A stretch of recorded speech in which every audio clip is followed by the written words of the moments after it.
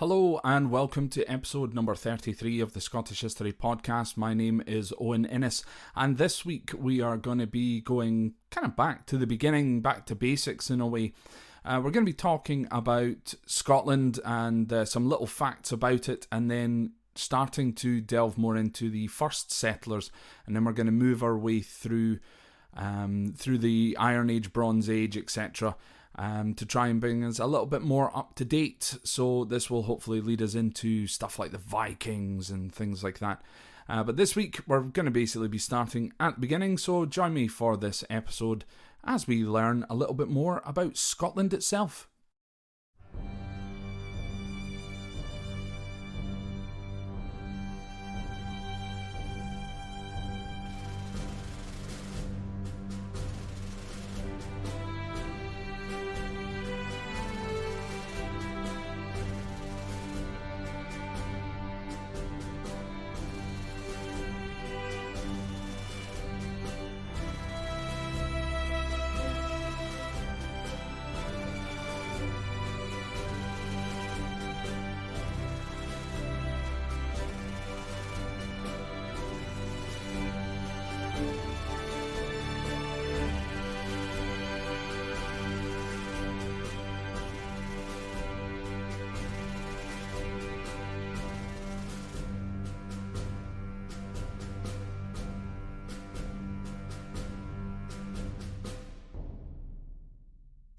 Scotland is a country that consists of an area of about 78,783 squared kilometres, or 33,418 square miles. Texas state in the USA, for comparison, is 695,662 kilometres squared, or 268,597 miles squared. If my maths is correct, then you could almost fit 9 full Scotlands inside the state of Texas. Scotland's landmass used to be bigger, and even our mountains were taller at one point. However, this has obviously changed over the last 13 million years. This is mostly due to the countless, around about 10 or so, ice ages to hit this particular land. At one point, our tallest mountains would have been higher than the Himalayas. Now our, and the UK's tallest mountain, Ben Nevis, reaches a height of 1,345 metres, or 4,413 feet. Even the smallest mountain in the Himalayas dwarfs Ben Nevis. Ben Nevis also has the world record for fog cover, where the peak of Ben Nevis is covered by fog for an average of 300 days per year. Scotland has some of the oldest rocks to be found anywhere in the world. Exposure to the Gulf Stream, meaning palm trees and other subtropical plants can grow. It has over 2,000 castles, many mythical creatures, and a musical instrument officially declared as a weapon of war, along with 790 separate islands, one of which, the islands of Shetland, is closer to the North Pole than it is to the southern tip of Britain. The first human beings land in Scotland for the first time between 12,000 and 11,000 BC, most probably from Russia or Norway. They chose not to settle, but they did leave their arrowheads behind on the Isles of Orkney and Islay. And after another ice age in around 8,500 BC, the glaciers have melted and humans and animals now share our land. These first settlers were red-haired and gave us the genes that give us the world's highest population of redheads. Between 7,000 and 5,000 BC, Scotland starts to take shape with trees and fruits and berries beginning to grow. Reindeer, oxen and wolves also begin to roam. The settlers start building homes from wood and animal skins and live on shellfish and nuts. Around 6,700 BC, the evidence was hidden in middens known as, rubbish mounds, they were known as middens, and found on Colonsay. In 6000 BC, a giant tsunami hit Scotland with waves reaching over 25 metres high. It was caused by cliffs from Scandinavia falling into the sea. From 5000 to 4000 BC, we see new settlers arriving from northwest Spain. They appear to integrate with the already established hunter-gatherers to the point that most Scots males' DNA shows that they are descendants of these particular Spanish settlers and the hunter-gatherer women. Between 4500 and 3000 BC, the lifestyles begin to change and focuses on actually settling in one place and building communities. It is widely believed that the Spanish settlers brought the farming revelation from the east across to Scotland. Starting now to raise sheep and plant grains like barley and working together to do so. They begin making tools from stone such as axes and hoes. They build walls and fences from stone and wood. The wooden fences are all gone now, but some 5,000-year-old stone walls still exist out there in the wilderness of Scotland. One of the most impressive examples of this is Skara Brae on the mainland of Orkney. As mentioned before, I absolutely love Orkney, and Skara Brae is a must visit, not just on Orkney, but for anywhere in the world. To me, Orkney is historical Disneyland. It is one of the most fabulous places on earth, and if you've never been, get it on your bucket list to go. The original name for Skara Brae was Skara Bra, which was its original name until the 1950s when it became known as Skara Brae. It consisted of 10 dwellings that were in use between 3200 and 2200 BC. Each dwelling consisted of stone walls and some form of thatched or mud roof. The interiors contained stone storage shelves, stone beds, small stone pools, potentially for keeping fresh seafood, and a central hearth for heat. The site contained its own sewage system along with passageways linking each dwelling. The site was originally 5 or 6 kilometres away from the sea, however now the site is at risk of being taken by the sea. As such, only 8 of those 10 dwellings exist today. 2 of them have been lost to the sea. Nowadays, if you visit Skara Brae, Scale Bay, which is where it's located, is right there. You can literally see the sea crashing over on a windy day, which it always is in Orkney. You can always see the waves trying to come up over and into the actual Skara Brae enclosure itself. So Skara Brae was uncovered after a storm in 1850 blew away the sand that had filled the houses over the years since its abandonment. Now this means it lay unused and undiscovered for thousands of years, and the houses were immaculately preserved.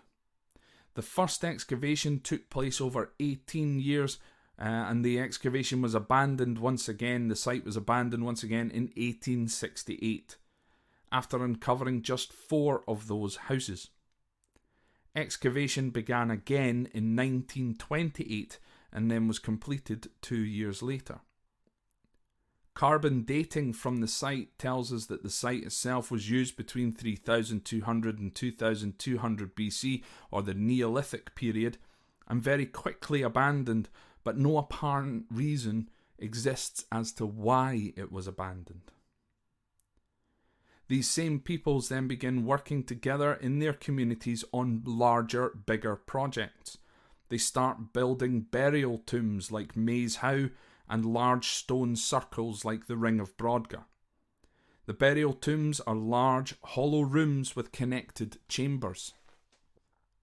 When a high-ranking member of the community died, the body was either boiled, cremated, or just simply left outside for the local birds of prey to clean off the bones. These bones would then be placed to rest in one of the chambers.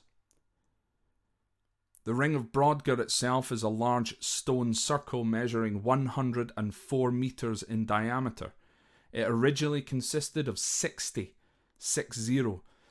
stones.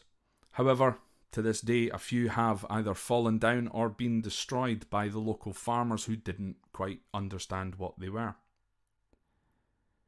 The main questions surrounding stone circles, which appear all the way throughout Scotland and throughout the UK, one of the main questions is why? The other one, how? How were they built? To answer the question why is difficult, but also fairly simple at the same time. The simple answer for why, we don't know. But how has evolved. The answer for how these things were built has evolved over the course of the years. We know where the stones came from. These stones were chiselled using wooden tools from the cliffs that surround the Orkney Islands. The problem is, however, the cliffs are quite a long way, especially if you're at the Ring of Brodgar, for example. The nearest cliffs are about 5 miles away. So how did they get those stones from the cliffs to the site at Brodgar? There are many different theories, for example, using wooden logs, placing the stones on wooden logs and rolling the stones there. However, last year or a couple of years ago, there was a very interesting documentary that provided us with a new theory. And I think that this theory is probably the most plausible because they actually tested it on the show and it seemed to work perfectly well. It is believed now that what they did was they went to the sea, obviously they're quite close to the sea, being by the cliffs anyway, and got some seaweed. They would then place seaweed on the underside of the stone, attach a big rope to it, and then simply drag the stone with the seaweed. The seaweed, therefore being slippery, allowed it and it stuck to the stone, so you would rarely ever need to replace the seaweed. Always take some extra with you just in case, but pull the stone along with the seaweed attached to it, and plausibly it does actually move fairly quickly and fairly easily. So close by to the Ring of Brodgar, you also have the Ness of Brodgar, which is a current ongoing series of excavations. They can only do these excavations during the summer months in Orkney. Orkney is quite far north, so during the winter especially, so at this time Orkney's probably getting maybe 5 hours, 6 hours or so of proper daylight throughout the course of the day. So it's very, very difficult in order to do an excavation during that time. But during the summer, it's the opposite. During the summer, I've been there during the summer. I've been there on the solstice, on the summer solstice, and it doesn't get dark at all. You can go around wandering about at 3 o'clock in the morning as though it's, you know, sort of a light dusk that most of us would experience about 8 or 9 o'clock at night. It is phenomenal. It is a great sort of thing to experience at one point in your life. So these excavations take place during the summer. Obviously this year, 2020, that did not happen. However, these excavations have been going on for quite a long time. And the Ness of Brodgar, once again, very similar to Skara Brae, but it seems as though the site may have been a little bit bigger, because when you have the Ring of Brodgar just next door, and then across the way the Stones of Stenness as well, you have these big stone circles, and you think of how many people it would have taken in order to have created these things. So you've got to imagine that loads of people were living in the nearby area. It's quite a small area if you were to see it, but then if you compare it to Skara Brae, it is a little bit bigger, I would say, than Skara Brae. So the Ness of Brodgar being quite close to the Ring of Brodgar, and then not too far away from there, the Stones of Stenness, and then from the Stones of Stenness, if you look out over Stenness Loch, you can see, or Loch Stenness, you can actually see this big mound of earth. It just basically looks like a large mound of earth. And what this is something called Maze How.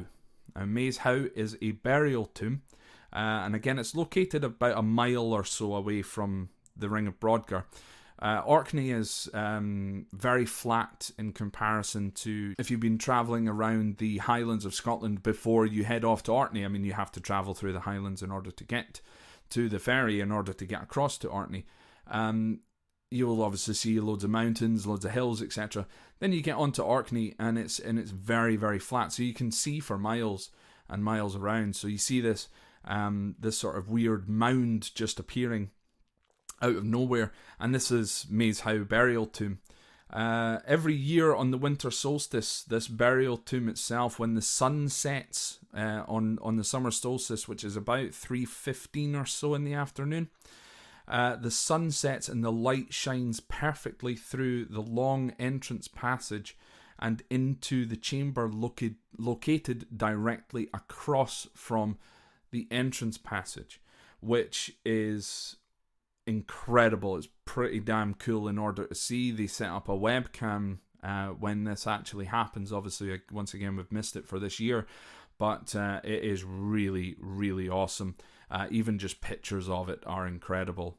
Look it up, Maes Howe. So it's Maeshowe for Maes Howe. Absolutely incredible. So again, I've sort of mentioned what these burial tombs were for. In terms of Maes Howe, however, they found no archaeological evidence to say that there was any human bones in there. I believe that they found the bones of a dog, perhaps a wolf, in there, but they never found any human bones inside of Maes Howe. So once again, the thing is why were these burial tombs built? Again, we don't quite know why as such. We know that they were burial tombs for bones, but there are hundreds of them, and for example with Maes Howe and the fact that there's no record of any human bones, why was Maes Howe built? Because it didn't appear to have any human bones in there. But Maes Howe is even more incredible than that. I mean, if you think you've seen the pictures of Skara Brae, etc., and you think, wow, that, and the from what I've told you about Skara Brae, you think that sounds incredible, 5,000-year-old houses. I mean, these Skara Brae, Maes Howe, the Ring of Brodgar, etc., these are older than the Great Pyramids in Egypt. This is old stuff. So Maes Howe is even more incredible as well for a slightly more recent history in terms of the Vikings. Now, obviously, at one point, I am going to get around to talking about the Vikings, and we probably will end up talking about the Vikings on Orkney, etc. anyway. But inside of Maes Howe itself, inscribed on the walls are incredible Viking runes. So runes, if you're unaware, is basically like a kind of Viking graffiti, which is very, very impressive. The tour guides there are incredibly knowledgeable, and they tell you all of these little inscriptions in which they have on the walls. I mean, even drawings of I think there's like a boar, I think. It's honestly, it's just utterly incredible. It's one of those things that me telling you about it might sound impressive, but when you get there, it would be 1,000, 1,000,000 times more impressive than I could ever make it sound. If anyone has ever seen the television program Vikings itself, which was quite a popular program,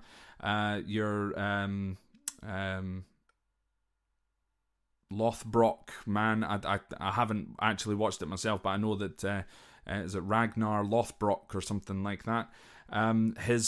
So he was a real Viking, and his actual real life son is one of the people to inscribe their runes inside of this chamber tomb. It is utterly incredible. Again, trust me when I say that, but you really need to see it for yourself in order to believe and to actually see these things in person. It is utterly incredible. Orkney is so far away from Edinburgh.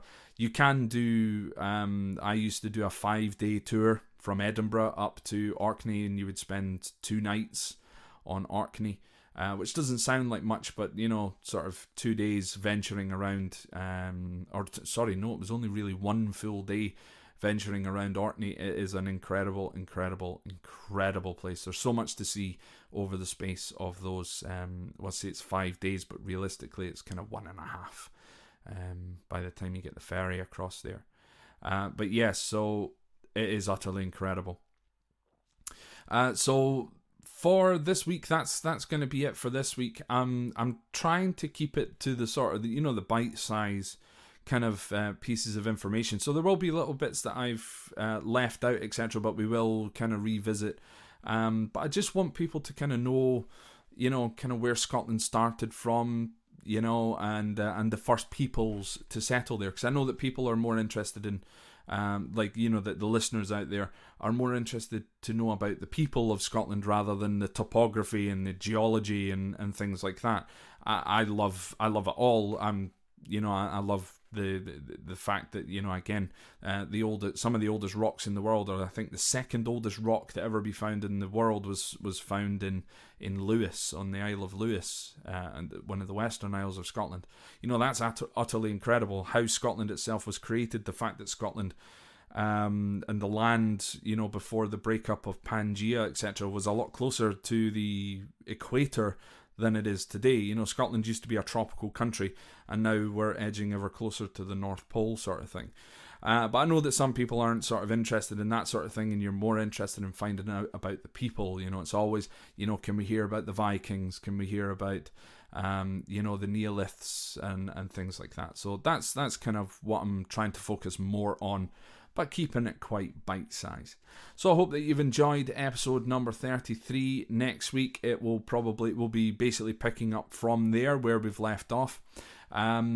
I have been reminded a couple of times recently about an episode that I said that I was going to do. It is on my list. The episode that I said I was going to do was way back, I think maybe in episode 15, when I said that I was going to give my personal comparisons between Robin Hood and William Wallace, and actually, to be honest, I think it's been even more than 2 people, maybe say 5. But yeah, that is definitely something that I am going to do. I might do it as a video, perhaps, rather than as an audio. So I might try and get some more on the YouTube, etc. But before we finish up, folks, I just want to first of all say thank you to all of the new listeners, and of course all of the older listeners as well, for sharing the page. We had this massive influx of Italian listeners, so buongiorno to you. My Italian accent is terrible, but thank you very much for sharing the page. And please, if you could, while you're listening to this, if you're sitting here listening to it on Spotify, on Apple Podcasts, Google Podcasts, whatever, if you're sitting there listening to it, quickly just open up your Facebook page, or your Facebook app, go to the top, type in Scottish History Podcast, just click the share button, and then just click share now. Don't even need to type a wee thingy in, just press share, and that is absolutely perfect. You can add a little comment in if you want, but if you could share the podcast, share it with your friends, tell your enemies even.